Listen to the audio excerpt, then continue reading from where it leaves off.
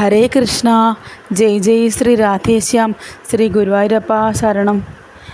എൻ്റെ എല്ലാ കൂട്ടുകാർക്കും രാധേശ്യാം ചാനലിലേക്ക് സ്വാഗതം. ഇന്ന് ഞാൻ വന്നിരിക്കുന്നത് സന്തോഷം കൊണ്ടുള്ള ഗുണങ്ങൾ എന്തൊക്കെയാണ് എന്ന് നിങ്ങളോട് പങ്കുവയ്ക്കാനാണ്. നമ്മൾ എന്ത് വന്നാലും ദൈവത്തെ മുറുകെ പിടിക്കുന്ന ഒരാളാണെങ്കിൽ നമ്മുടെ മനസ്സ് എപ്പോഴും ഹാപ്പി ആയിരിക്കും. ഭഗവാന്റെ ഏറ്റവും പ്രിയപ്പെട്ട ഭക്തന്മാരിൽ ഒരാളായ കുറൂരമ്മയുടെ കഥ നിങ്ങൾ കേട്ടിട്ടില്ലേ?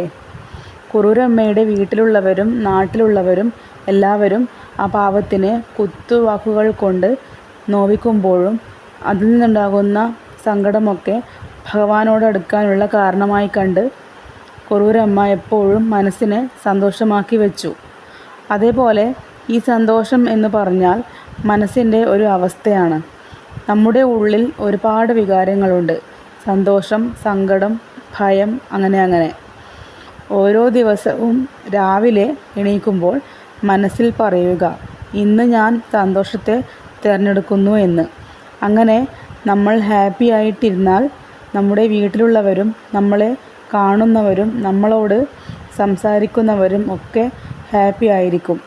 സന്തോഷമുള്ള ആളുകളാണ് ഒരു വീടിൻ്റെ ഐശ്വര്യം നിലനിർത്തുന്നത്. സന്തോഷം എപ്പോഴും നിലനിർത്താൻ നമ്മൾ പ്രസൻറ്റിൽ ജീവിക്കണം.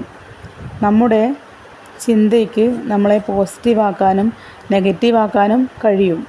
ഒരുപാട് പോസിറ്റീവ് ചിന്തകൾ കൊണ്ട് മനസ്സ് നിറയുമ്പോൾ നെഗറ്റീവ് ഓട്ടോമാറ്റിക് ആയിട്ട് നമ്മുടെ മനസ്സിൽ നിന്ന് ഇറങ്ങിപ്പോകും.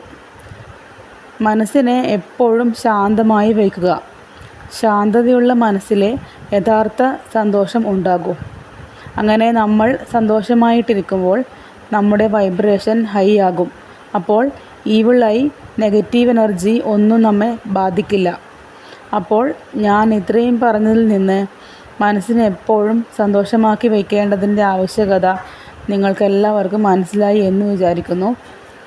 നിങ്ങൾക്കെല്ലാവർക്കും ഭഗവാന്റെ അനുഗ്രഹം ഉണ്ടാവട്ടെ. അപ്പോൾ ഇന്നത്തെ വീഡിയോ ഇത്രയേ ഉള്ളൂ. ഹരേ കൃഷ്ണ.